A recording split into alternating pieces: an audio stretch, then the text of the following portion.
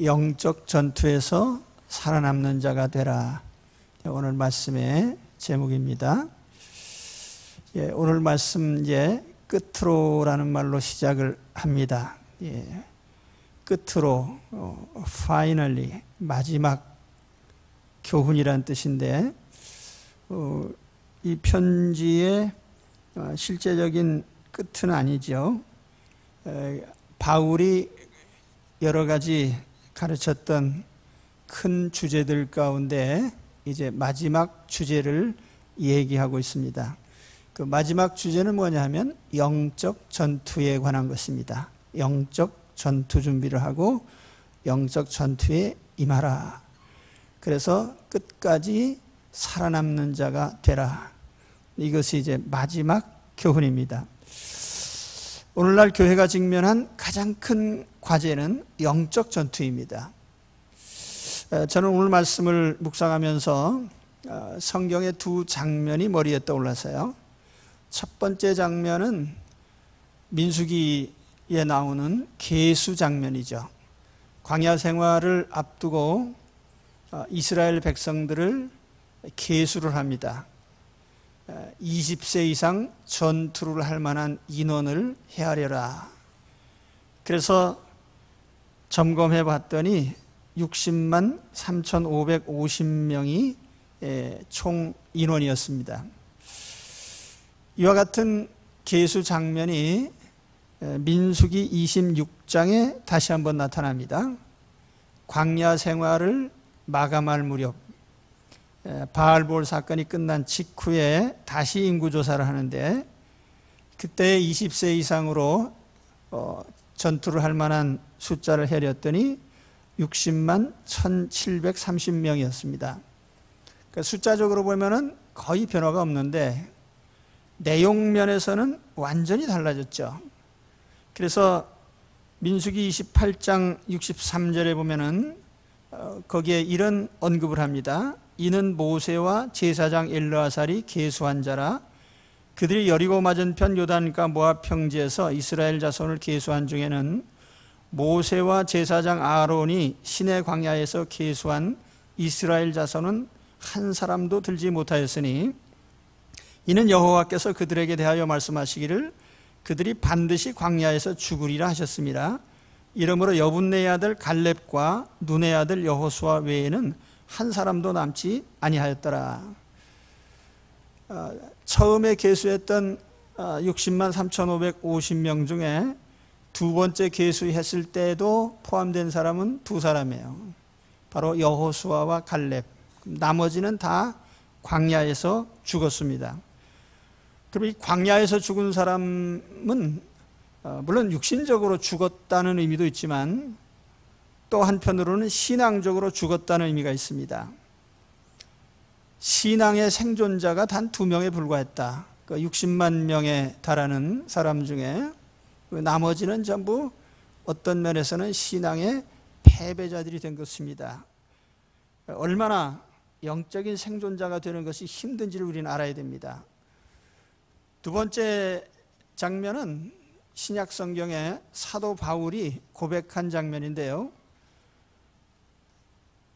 디모데후서 4장 7절에 보면은 나는 선한 싸움을 싸우고 나의 달려갈 길을 마치고 믿음을 지켰으니 이제 후로는 나를 위하여 의의 면류관이 예비되었으므로 곧 의로우신 재판장이 그날에 내게 주실 것이라.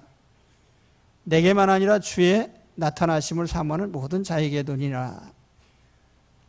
바울은 개인적으로 믿음의 경주를 다 완주를 했다, 이렇게 말씀을 합니다. 나의 달려갈 길을 다 마쳤다. 다시 말하면은 영적 전투를 다 마치고 이제 승리한 모습으로 우뚝 서 있는 것이죠. 오늘 말씀 13절에 보면은 모든 일을 행한 후에 서기 위함이라, 이렇게 표현을 하고 있습니다. 영적 전투를 다 마친 후에 다시 온전한 모습으로 하나님 앞에 서게 되는 그 모습이 바울의 모습이죠. 오늘날 꽤 많은 사람들이 교회에 발을 들여놓습니다. 그러나 또 얼마나 많은 사람들이 교회를 떠나는지 모릅니다. 신앙의 삶을 시작은 했지만 완주하지 못하는 사람들, 특히 영적 전투에 실패하고 실족한 사람들이에요.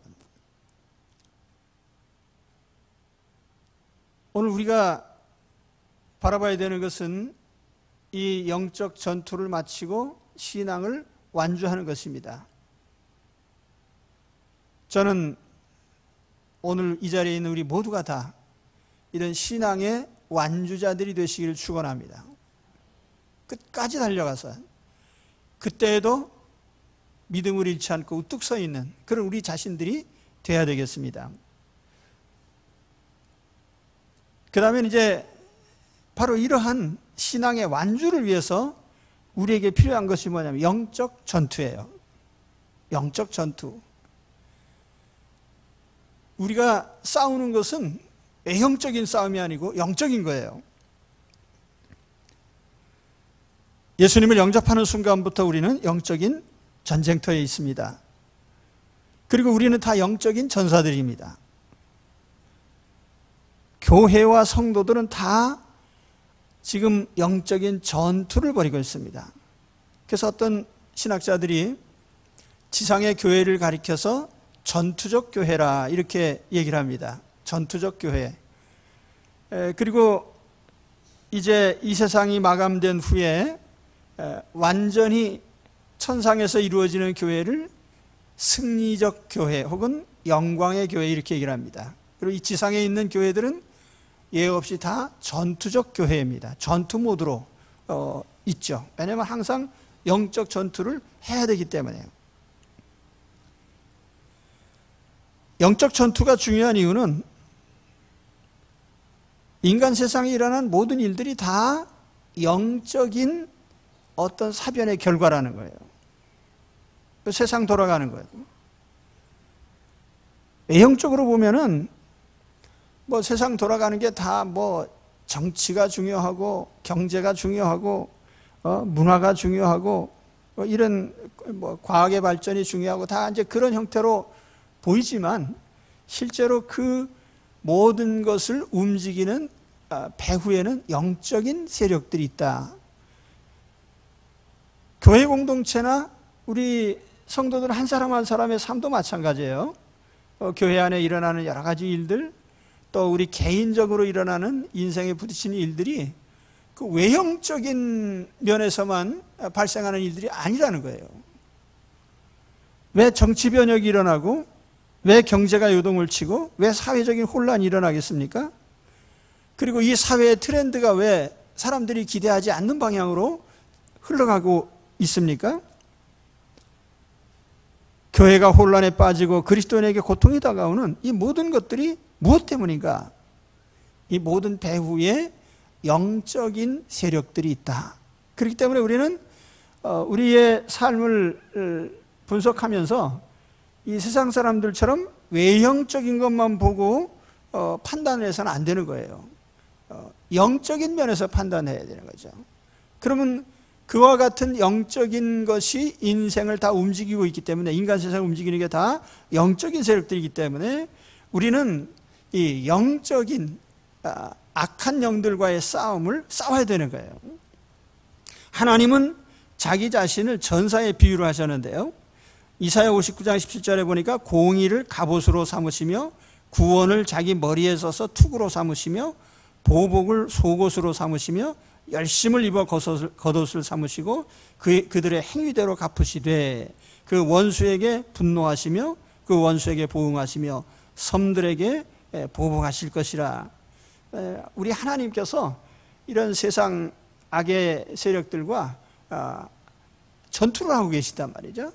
하나님 백성들도 똑같은 상황에 있는 거예요. 우리 하나님께서 악한 세력들과 싸우시는 것처럼 우리 성도들도 영적 전투를 하고 있는 것입니다.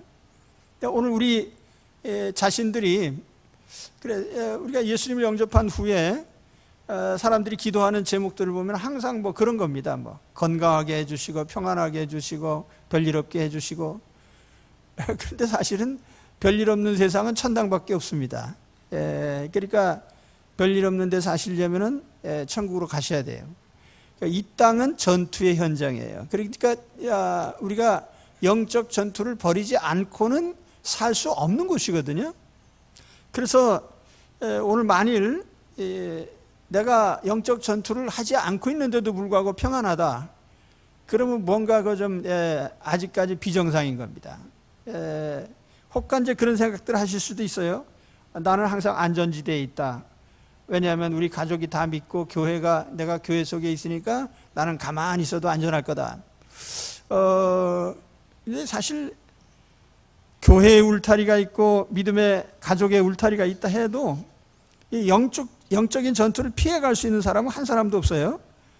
왜냐하면 영적인 전투라는 건 문자 그대로 영적인 거예요. 그렇기 때문에 어떤 외적인 방어막이 전혀 의미가 없어요. 각 사람 영혼을 직접적으로 공격하는 거거든요. 그래서 우리가 영적 전투에 원하든 원하지 않든 참여자가 돼야만 되는 그런 상황이 있습니다. 그리고 하나님은 오늘 우리에게 이런 영적 전투를 하기를 원하시는 거예요. 그러니까 사도 바울이 에베소 교인들에게 내가 마지막으로 정말 당부할 말이 있는데 그것은 너희가 영적 전투를 벌여서 살아남는 자가 되어야 된다라고 하는 매우 심각한 교훈을 하고 있는 것입니다. 오늘 여기에 결단을 하시고 이 영적 전투가 있는지도 모르는 분들은 영적 전투를 해야 되겠구나, 오늘 이 마음에 새로운 각오를 하시기 바랍니다. 자, 그러면 우리가 벌이고 있는 이 영적 전투의 내용이 뭔가, 그 영적 전투의 내막을 좀 말씀드려야 되겠습니다. 오늘 11절 12절에 보면 마귀의 간계를 능히 대적하기 위하여 하나님의 전신갑주를 입으라. 우리의 싸움은 혈과 육을 상대하는 것이 아니요 통치자들과 권세들과 이 어둠의 세상 주관자들과 하늘에 있는 악의 영들을 상대함이라. 자, 이 내용 보면 첫째로 우리의 전투 상대는 마귀 그리고 그 추종자들이에요. 여기 마귀라고 하는 우두머리가 있고 거기에 속한 각종의 통치자들, 권세자들, 하늘과 땅에 다 퍼져 있습니다. 대적의 우두머리가 마귀입니다. 이 마귀라고 번역한 말은 이제 신약 성경에는 디아볼로스라고 되어 있어요. 항상 단수로 나타납니다. 구약 성경에는 히브리 말로 사탄이라고 되어 있는데 그 디아볼로스라는 말은 비방하는 자, 고발자를 의미하는 말이고 사탄이라고 하는 단어는 적대자, 반대자를 의미하는 말이에요. 그래서 사탄은 그 성격상 하나님을 대적하고 반대하고 비방하고 그런 존재입니다. 그래서 성경에 보면은 스가랴서 3장에 보면은 대제사장 여호와를 정죄하는 장면이에요. 사탄이 정죄를 해요. 또 욥기서 초반에 보면은 하나님과 다투면서 욥에 대해서 비방을 하죠. 마귀의 정체는 이와 같이 하나님의 대적자이고 비방자이고 또 하나님께 속한 모든 성도들을 넘어뜨리는 것이 목적입니다. 그런데 도대체 마귀는 어떤 존재냐? 누가복음 10장 18절에 보면은 주님께서 뭐라고 말씀하시냐면 하나님을 대적하다가 하늘에서 쫓겨난 그런 존재를 봤다. 그게 뭐냐? 하늘에서 쫓겨난 천사입니다. 천사장이라고 해야 되나요? 이 대표자가 마귀이고 또 사탄입니다. 그 사탄의 수하에 많은 귀신들이 있어요. 이 귀신들 역시 사탄과 함께하는 타락한 천사들입니다. 성경에는 귀신들의 숫자가 굉장히 많은 걸로 표현이 되어 있어요. 그래서 이 귀신은 항상 이제 복수형으로 다이모니아, 영어로 디몬이라고 하죠. 악한 귀신들, 때로는 숫자가 많기 때문에 군대라는 표현을 쓰기도 했습니다. 마가복음 5장 9절에 보면 군대, 한 사람 영혼 속에 7배 귀신이 들어가 있었다, 이런 표현도 나오고요. 이 영적인 존재예요. 그래서 우리가 육신적으로는 보이지 않지만 그 아이들이 그저 귀신 뭐라고 하나요? 그 만화 그 캐릭터들 가운데 보면은 착한 귀신이 많이 나와요. 그래서 이 기독교적으로 보면 그 보여주지 않는 게 좋은데 귀신이 착하지 않습니다. 마귀가 착하고 귀신이 착하고 마귀가 회개했다는 얘기는 없어요. 예, 죽는 한이 있어도 회개 안 합니다. 그러니까 이게 아이들이 이런 매체들을 잘 접근을 해야 되는데, 아무튼 사탄의 수하에 있는 이 귀신들이 있는데 우리가 이 귀신에 대해서 좀 오해하지 말아야 될 부분이 있어요. 그 어떤 분이 귀신 쫓아내는 일을 하다가 이단으로 넘어갔어요. 왜 그렇게 됐냐면은 귀신을 들린 사람한테 귀신에게 물어봐요. 너 누구냐? 그러니까 나는 뭐 몇 대 조상 아무개다 이렇게 대답을 한단 말이에요. 그러니까 이 귀신이라는 게 죽은 조상의 영혼인가 보다. 그건 귀신이 조상을 빙자한 것이지 조상의 영혼이 귀신은 아니에요. 분명히 아셔야 돼요. 사람의 영혼은 사나 죽으나, 여러분 누가복음 16장인가요? 15장 부자와 나사로 비유해 보면은 뭐 지옥에 간 영혼이라 해도 자손들이 천국에 가기를 바라지 그 인격체입니다. 인간 영혼은 인격체예요. 그렇기 때문에 그 후손을 괴롭힌다든지 뭐 조상 귀신이 나타나가지고 뭐 후손을 못 살게 하는 이게 전부 다 귀신의 역사죠. 귀신이 조상을 빙자하는 거예요. 무당이 굿하다가 보면은 조상 소리를 내고 흉내를 내고 하는 게 다 그 거짓말하는 거예요. 귀신은 조상을 빙자해서 대접을 받아먹는 겁니다. 그래서 우리가 쏘으면 안 돼요. 귀신이라고 하는 존재는 그거는 분명히 타락한 영들이고 그 사탄의 수하에 있는 거예요. 사람의 영혼은 귀신이 될 수가 없어요. 근데 이건 분명히 우리가 알고 있어야 됩니다. 그런데 이러한 마귀 사탄의 목적은 하나님을 대적하는 거예요. 앞서도 말씀드렸지만은 우리 신자들로 하여금 하나님을 의심하게 하고 하나님을 떠나게 하고 믿지 못하게 합니다. 그러니까 우리가 하나님을 떠나면 어떻게 되죠? 성경에 보면은 사랑하는 자여 내 영혼이 잘되고 범사에 잘되고 강건하기를 내가 간구한다. 영혼이 잘되는 일, 하나님 떠나서 있을 수 없는 일이에요. 우리가 범사에 잘되는 일이요, 하나님 떠나면 안 되는 일이고, 건강도 그렇습니다. 우리의 생명을 쥐고 있는 분이 하나님이신데요. 그래서 이와 같이 우리가 하나님을 등지고 떠나게 하는 것이 이제 마귀의 가장 중요한 목적이죠. 그렇기 때문에 모든 작용이 다 그런 방향으로 나타납니다.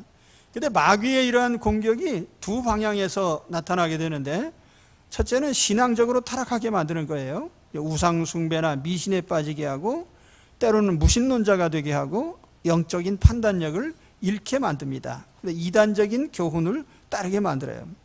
그리고 두 번째는 윤리적으로 타락하게 만들어요.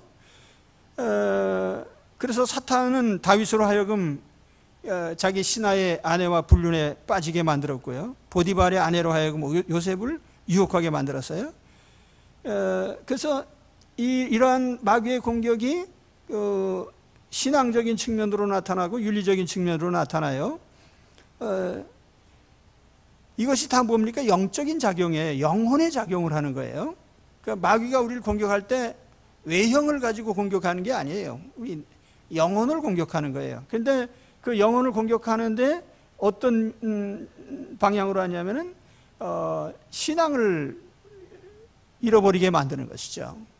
그렇죠?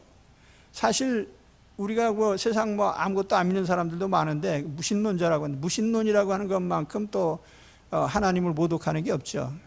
마귀의 역사가 여러 가지로 나타납니다. 하나님을 인정하지 않고 믿지 않고 의지하지 않고 의심하고 떠나게 만드는 궁극적인 그것이죠. 그래서 우리가 이러한 영적 전투는요, 내가 이겼는지 졌는지 항상 알 수 있어요. 우리가 전쟁이 있고 전투라고 하죠. 전투라고 하는 건 국지전이에요.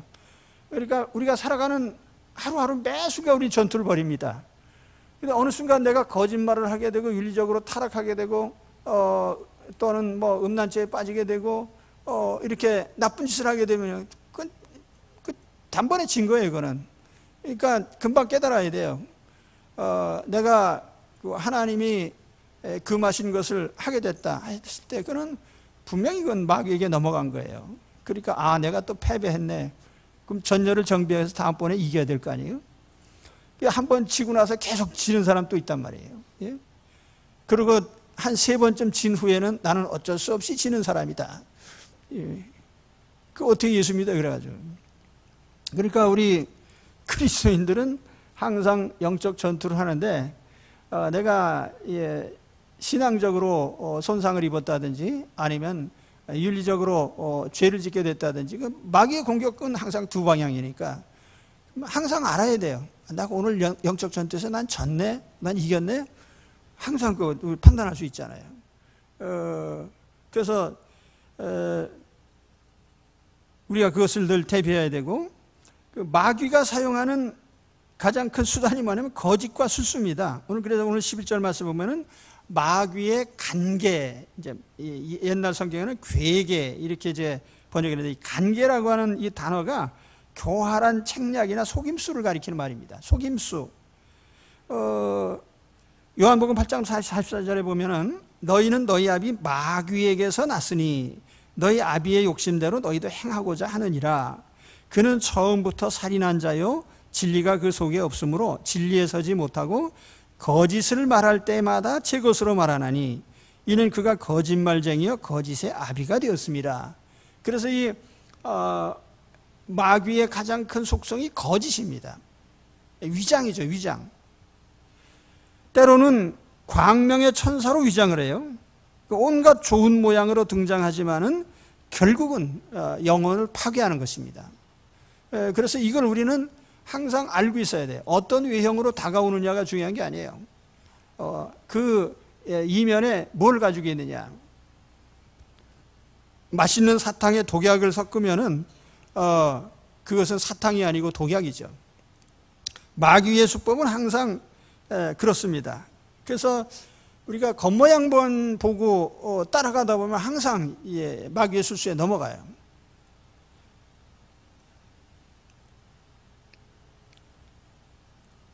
또 한 가지 우리가 벌이는 전투가 어디에서 일어나느냐. 이게 삶의 현장에서 일어나는 것이고 우리 삶의 모든 영역에서 일어나요. 그러니까 사실은 그 마귀와의 싸움이라는 것은 어떤 특정한 장소가 제한되어 있질 않아요. 모든 곳이 다 마귀와의 싸움터입니다. 우리의 씨름은 혈과 육을 상대하는 것이 아니요 통치자들과 권세들과 이 어둠의 세상 주관자들과 하늘에 있는 악의 영들을 상대함이라. 혈과 육이라는 건 우리가 육체적 싸움이 아니라는 거죠. 영적인 싸움인데 여기 보면 통치자들, 권세들, 이것은 뭐 공식적인 세상 지배자들도 있지만은 실질적으로 세상을 지배하는 여러 세력들이 있잖아요. 많은 사람이 따르는 영향력 있는 그런 사람들, 이런 사람들을 움직이는 거예요, 마귀가. 그래서 모든 방향에서 다 나타납니다. 우리가 가정생활을 통해서 또는 직장에서, 거리에서, 사회 속에서 내가 만나는 모든 사람들 통해 때때로는 나의 가장 가까운 사람들을 통해서도 작용을 합니다. 그래서 이 마귀의 활동하는 영역은 모든 분야예요. 정치세계, 제가 볼 때는 이 정치세계에도 마귀의 역사가 가장 심한 곳입니다. 지도자 한 사람만 잘못 움직여 놓으면 다 망하는 거거든요. 그죠? 그래서 이 마귀는 항상 그 지도자를 공격을 해요, 영적으로. 그래서 저는 항상 기도합니다. 우리 대통령이 생각을 똑바로 하기를 항상 기도를 하죠. 왜냐하면은 대통령이 잘못 판단하면은 온 나라가 다 이제 잘못되는 거예요. 그러니까 세상의 모든 통치자들, 권세자들, 이게 마귀의 공격 목표예요. 정치 속에 마귀는 가장 많이 작용을 합니다. 또 우리 경제, 사회, 문화, 예술 모든 분야에서 다 마귀가 활동을 하는데 제가 보기에 요즘에 마귀가 가장 많이 이용하는 도구 중에 하나는 이 문화예술이 아닌가 그런 생각도 합니다. 왜냐하면 가장 많은 사람들에게 어필이 되고 또 알려지는 인물들이 주로 이런 매스컴에 등장하는 사람들이거든요. 연예인들이라든지 뭐 문화예술가들.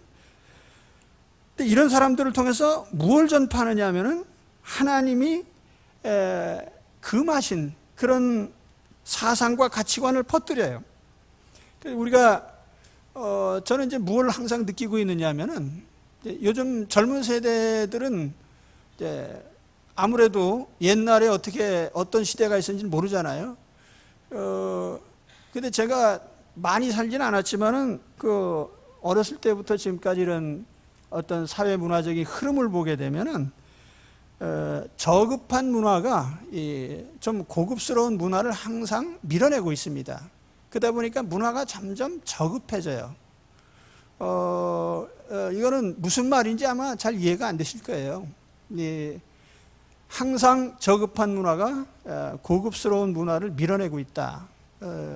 그래서 이런 상황이 왜 벌어지는 거죠? 이런 마귀가 항상 이 문화라고 하는 수단을 통해서 작용을 하는 거예요. 그 어린아이들이 엄마 아빠 얘기는 안 들어도요, 텔레비에서 봤다든지 자기 친구들이 하는 건 다 따라합니다. 그러니까 얼마나 그 마귀가 이런 문화적인 수단을 사용하는지를 알아야 돼요. 참 사람이 어떤 생각을 바꾼다는 게 참 힘든 일인데 아무도 모르게 생각이 다 바뀌어 있어요. 지나가다 보면. 그죠? 그러니까 만일 한 30년 전 사람이 거리에서 자 우리 동성애 찬성합니다. 남자끼리 결혼하는 것도 정부에서 혼인신고 받아주세요. 이렇게 하면은 그 웬 정신 나간 사람인가 그랬을 텐데 지금은요 전 세계적으로 반대하는 사람이 오히려 이상한 사람이 돼버렸어요. 근데 누가 그렇게 만들었을까요? 세상의 모든 그 문화적인 흐름이 그렇게 바꿔놓은 거예요. 사람들의 생각을. 그렇죠? 나도 모르게 다 바뀌어진 거예요. 그러니까 젊은 사람들이 어떤 세상의 이런 거대한 흐름에 대해서 저항할 줄 모릅니다. 사람들이 다 하는데 그게 뭐가 나쁘냐? 이렇게 되는 거죠. 하나님이 나쁘다고 했으니까 나쁘다 이렇게 말하면은 그건 독선적이다 이렇게 얘기하는 거예요. 근데 나는 갈수록 독선적인 자가 되는 거예요. 본의 아니게. 왜냐하면 나는 성경을 따를 수밖에 없으니까. 여러분 같은 입장에 있습니까? 저는 적어도 저와 함께 믿음 생활 하신 분들이 저와 같은 생각을 공유하기를 바랍니다. 우리가 세상이 어떻게 변하다 할지라도 우리의 가치관이 세상 사람들이 바뀌었다고 해서 내 생각을 그렇게 바꿀 수는 없는 거예요. 바꿔야 되는 게 있지만 바꿔서는 안 되는 것도 있거든요. 영적 전투가 무엇인지 알고 전투에 임하시기 바랍니다. 영적 전투의 상대는 마귀와 그 하수인들입니다. 마귀의 목적은 하나님을 대적하고 하나님의 자녀를 멸망시키는 것입니다. 그래서 마귀는 우리로 하여금 신앙적으로 타락하게 하고 윤리적으로 타락하게 합니다. 마귀가 사용하는 수단은 거짓과 술수입니다. 그리고 영적 전투는 전방위적이기 때문에 어떤 경계선도 없고 장벽도 없어요. 영혼을 공격하는 것입니다. 그래서 우리는 이러한 마귀의 영적 전투, 마귀가 공격하는 것을 어느 순간에든지 인식하고 있어야 돼요. 그래서 죄를 졌다 그러면 죄를 짓는 순간에 내가 영적 전투에 패배했구나. 바로 재무장을 해야 되는 거예요. 우리가 이런 영적 전투를 끊임없이 하는 거예요. 매일같이. 그렇죠? 생애가 끝나는 날까지 항상 전투 현장에 있는 것을 아시고 이 전투에 임하시기를 축원합니다. 그 전투력의 출처는 하나님입니다. 우리가 마귀와 싸울 수 있는 능력이 어디서 오느냐? 그건 내가 가진 게 아니에요.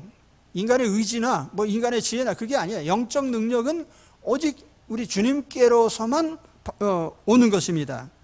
그래서 오늘 말씀 10절 11절에 너희가 주 안에서와 그의 힘의 능력으로 강건해지고 마귀의 관계를 능히 대적하기 위하여 하나님의 전신갑주를 입어라. 주 안에 있어야 되고 주님의 힘과 주님의 능력을 의지해야 됩니다.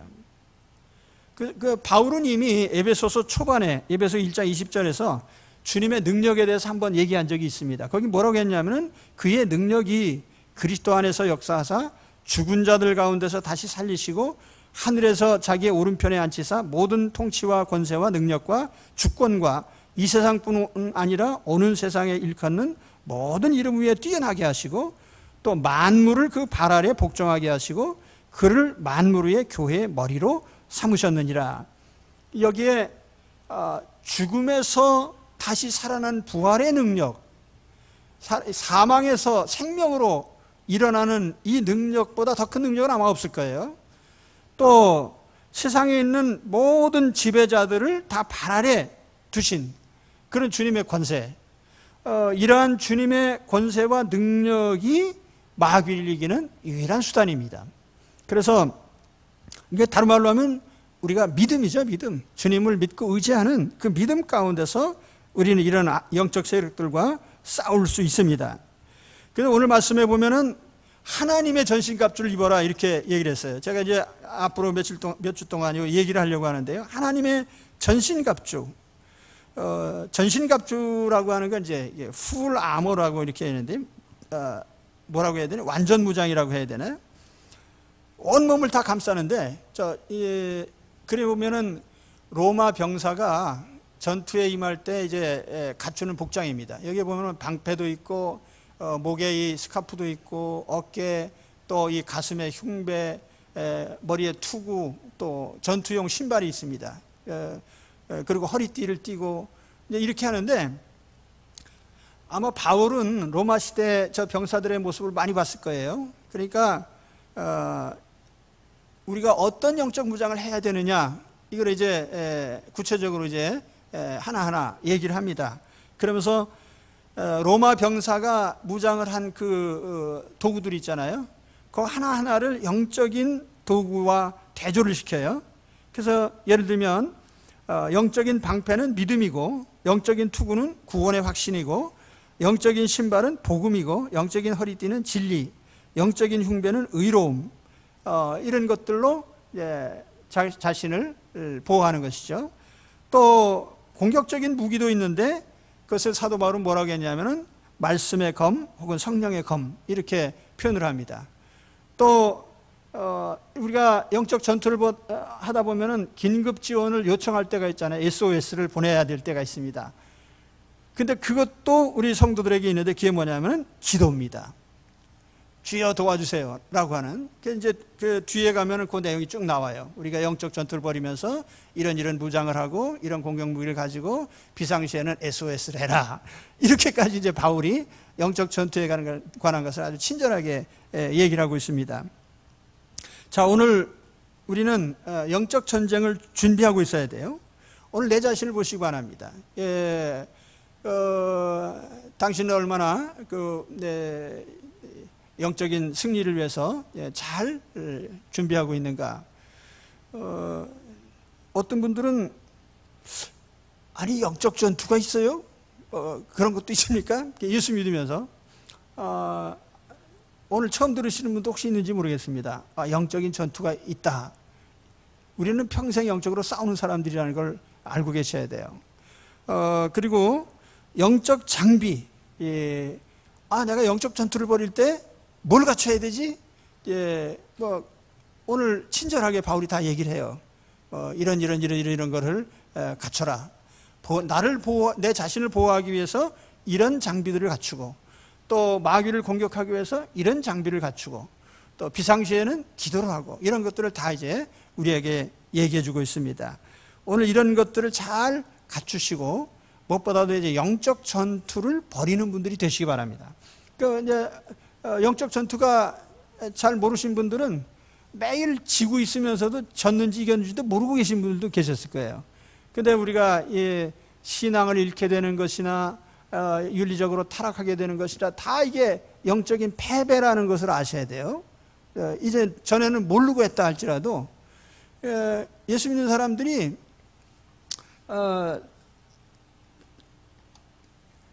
처음 믿을 때나 20년 후에나 한 가지만 아는 사람들이 있어요. 예수님께 회개하면 다 용서해 주신다. 이게 세상에 편하고 좋지요. 그래서 맨날 죄 짓고 회개하고 죄 짓고 회개하고 일부러 죄 짓고 또 회개하고 제가 이렇게 얘기한 이유가 뭡니까? 죄 짓고 회개하는 거는요, 어쩔 수 없이 죄를 졌을 때 회개하고 다 용서해 주시는 거지, 일부러 죄 짓는 것까지, 여러분 그렇다고 해서 일부러 죄 짓으면 됩니까? 안 될 거 아니에요. 그죠? 이제 가끔 웃으셔야 되는데 웃지도 않으시고. 아니, 회개하기 위해서 일부러 죄 지는 사람이 있어요? 예수님이 용서해 주신다고 해서 일부러 죄를 지면 되겠어요? 그 말도 안 되는 얘기예요, 그거는. 그러니까 우리가 복음의 은혜 가운데 있다고 해서 우리가 영적 전투를 하지 않고 맨날 패배하면서 죄 짓고 또 짓고 또 짓고 이렇게 살지는 말라, 그 말이에요. 그건 안 되는 얘기예요. 우리는 이 죄 짓는 것 자체가 영적 패배이기 때문에 그럴 때마다 다시 정신 바짝 차리고 다음번에 이겨야 되는 거예요. 그죠?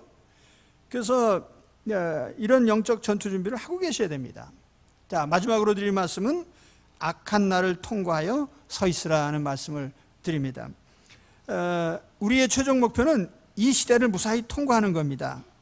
바울이 에베소 교인들에게 바란 것, 또 전시대적인 그리스도인들에게 바란 게 뭐냐면 자기가 사는 시대가 얼마나 악한지를 알고 무사히 통과해서 또 신앙적으로 서 있으면 좋겠다, 이제 그런 말씀이에요. 13절에 보면 그러므로 하나님의 전신갑주를 취하라. 이는 악한 날에 너희가 능히 대적하고 모든 일을 행한 후에 서기 위함이라. 이 악한 날, 자, 사람 사는 시대가 악하지 않은 시대가 없어요. 그러나 시대가 가면 갈수록 더 악해집니다. 그러니까 바울 시대에도 악했지만 오늘은 바울 시대보다 훨씬 더 악한 시대예요. 인간의 모습이 아주 더 악해졌어요. 사람의 마음이 메마르고 건조해지고 사랑이 식어지고 물질적으로 문명은 발전해 가는 것 같은데 사실은 사람의 영혼은 점점 황폐해지는, 이런 상황에 놓여 있습니다. 우리 시대의 특징이 뭐죠? 포스트 모더니즘 시대의 특징이 뭡니까? 뭐라고 규정할 수는 없는데, 이 시대적 사조를 저는 그냥 한 가지로 정해진 게 없다. 정해진 게 없다. 그게 특징이에요. 정해진 게 없어요.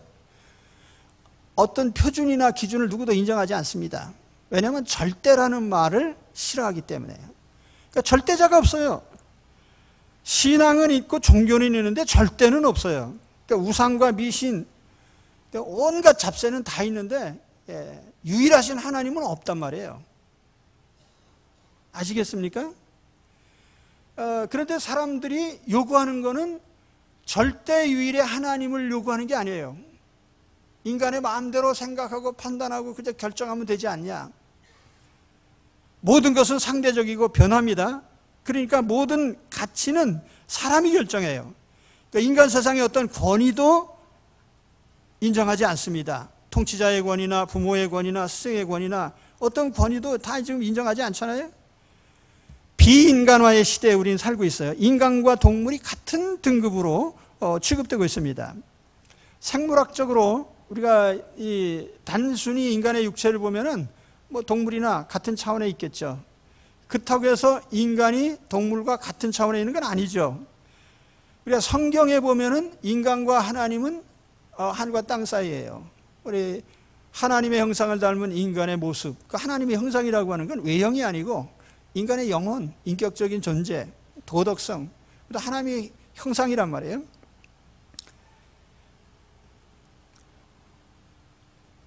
반려자라는 말이, 반려라고 하는 한문 글자를 보면은 짝반자 짝여자입니다. 다 짝이란 뜻이에요. 짝이라는 건 뭐냐면 배우자를 의미하는 말입니다. 그런데 반려라는 말을 동물에다 갖다 붙여가지고 반려동물, 요즘 그렇게 부르거든요. 그 배우자와 똑같은 지위에 있는 동물이다, 그런 뜻이에요. 그 문자적으로 보면 단어가 잘못됐으면 단어를 바꾸든지 아니면 그 단어의 의미를 그대로 가져왔으면 그러면 인간과 동물은 같다, 그런 뜻이에요. 반려라는 말이 배우자에게 해당되는 말인데 왜 그걸 동물에 갖다 붙여요? 자, 애완이라고 하는, 애완동물이라고 했거든요, 옛날에. 그 애완이란 말은 사랑하고 같이 놀아준다는 말이에요. 그다지 나쁜 말은 아닌데 그 애완이라는 말을 아주 나쁘게 보고 반려라는 말로 동물에다 갖추면 저는 이제 뭐라고 쓰셔도 상관없어요. 언어라는 건 항상 변하니까 반려라고 하든 뭐 애완이라고 하든 뭐 알아서 하시는데 예수님께서 애완동물을 반려동물을 위해서 십자가에 못 박혀 죽으신 건 아니에요. 어떤 한심한 사람이 그 예수 믿는 사람인데 기도를 하면서 하나님 우리 강아지 아무개가 천당에 가게 해주세요. 실제로 그렇다니까요.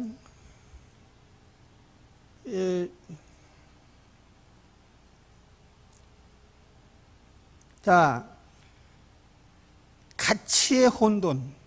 사실 이게 그 인간이라고 하는 그 고유한 가치가 그렇게까지 비하되어서는 안 된다고 저는 생각해요. 그죠? 우리가 가치 혼돈 시대에 살고 있어요. 또 현대 사회의 특징 중에 하나는 돈이 절대 우상이 된 것. 이것도 뭐 현대 사회에서 돌이킬 수 없는 사회적인 현상입니다. 현대인에게는 하나님보다도 인간보다도 신앙보다도 윤리보다도 유형무형의 모든 존재보다도 위에 있는 것이 돈입니다. 그러니까 사람도 정신도 학문도 예술도 모든 것이 다 돈으로 평가가 되고요. 불신자만 그런 게 아니라 신자들도 돈에 너무너무 민감해요. 그래서 요즘 교회 분쟁의 가장 큰 주범은 재정 문제입니다.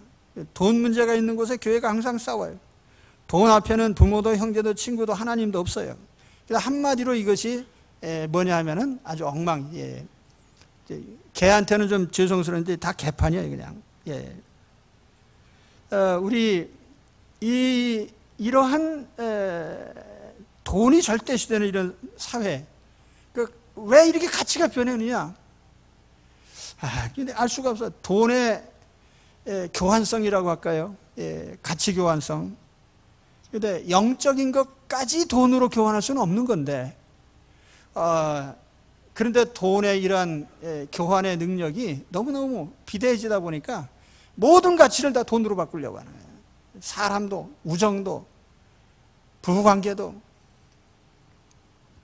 근데 이러한 가치가 확산되는, 잘못된 가치관이 확산되는 것이 다 이제 한편으로 보면 이게 소셜미디어라고 하는 그런 현대사회를 움직이는, 이것도 이제 하나의 소셜미디어가 얼마나 물론 유익한 면도 있지만 해로운 면이 많단 말이에요.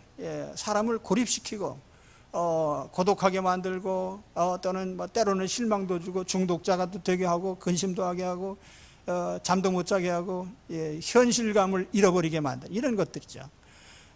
그래서 이런 소셜미디어의 영향이 무차별적으로 이제 가장 심한 폐해 중에 하나는 잘못된 정보가 무차별적으로 전파가 되는 거예요. 그리고 나서 책임은 안 져요. 근데 이러한 것이 굉장히 많이 반복되다 보니까 이 사회가 이제 걷잡을 수 없는 상황으로 이제 빠져들어가는 겁니다. 저는 그 현대 사회의 이러한 우리가 얼마나 악한 시대에 살고 있는가 하는 것에 대해서 이제 말씀을 드리는 겁니다. 비인간화된 시대, 가치가 다 뒤죽박죽된 시대, 돈이 절대 우상이 된 시대, 그리고 이런 소셜미디어나 잘못된 매체들을 통해서 그릇된 사상이나 가치관들이 무차별적으로 전파되고 있다. 이게 영적 전투의 상황이 상당히 심각해진 거예요. 우리가 이런 것에 대응을 해야 되니까요. 마귀는 이런 환경을 최대한 활용합니다. 그래서 사도 요한은 그 요한 1서 2장 15절에 이렇게 얘기했어요. 이 세상이나 세상에 있는 것들을 사랑하지 말라. 누구든지 세상을 사랑하면 아버지의 사랑이 그 안에 있지 아니하니 이는 세상에 있는 모든 것이 육신의 정욕과 안목의 정욕과 이생의 자랑이니 다 아버지께로부터 온 것이 아니요 세상으로부터 온 것이라. 이 세상이라고 하는 이 삶의 현장이 세 가지 마귀의 도구가 되고 있습니다. 육신의 정욕, 안목의 정력, 눈으로 보는 거죠. 이생의 자랑, 영적 세계가 아니고 내세에 대한 것이 아니고 이 세상 살아가는 동안에 얼마나 잘났느냐, 여기에 모든 걸 다 걸고 있다는 거예요. 이게 분명히 성경적인 가치관하고는 다른 겁니다. 우리는 육체보다는 영혼, 현세보다 내세, 그리고 이 지상적인 어떤 성공보다는 또 영원한 번영, 이런 것을 우리가 바라는 것인데, 마귀가 이런 모든 걸 다 이용해서 사람들을 몰아간단 말이에요. 그래서 정말 악한 시대에 우리가 살고 있고, 마귀와 싸움에서 점점 이기기 힘든 상황이 되고 있다. 이게 이제 말세의 현상입니다. 우리의 목표는 신앙의 생존자가 되는 거예요. 다시 말씀드리지만은. 그래서 바울이 오늘 에베소 교인들에게, 로마 시대에도 박해가 심했거든요. 네, 그러나 그 박해 속에서 견디는 것 못지않게 오늘날에는 또 다른 이런 사회 환경 속에서, 악해지는 환경 속에서 우리 신앙을 지키기가 힘들어지고 있습니다. 저는 우리 교회도 마찬가지거든요. 뭐 교회 몸집이 크다고 해서 그게 뭐 중요한 게 아니고, 교회가 영적으로 생존하는 교회가 돼야 돼요. 영적으로 살아남는 교회가 돼야 돼요. 또 개인적으로도 마찬가지예요. 교회는 주님이 오시는 날까지 생존해야 돼. 그런데 우리 개인은 언제까지요? 내가 이 세상 떠나는 날까지, 주님 앞에 서는 그 순간까지 우리 영적 전투를 잘 벌여서 마지막에 주님 앞에 당당히 서게 되시기를 바랍니다. 그래서 바울이 오늘 부탁한 영적 전투를 잘 마치고 신앙적으로 살아남아서 마지막 주님 앞에 서라 하는 이 말씀을 드립니다. 기도하겠습니다.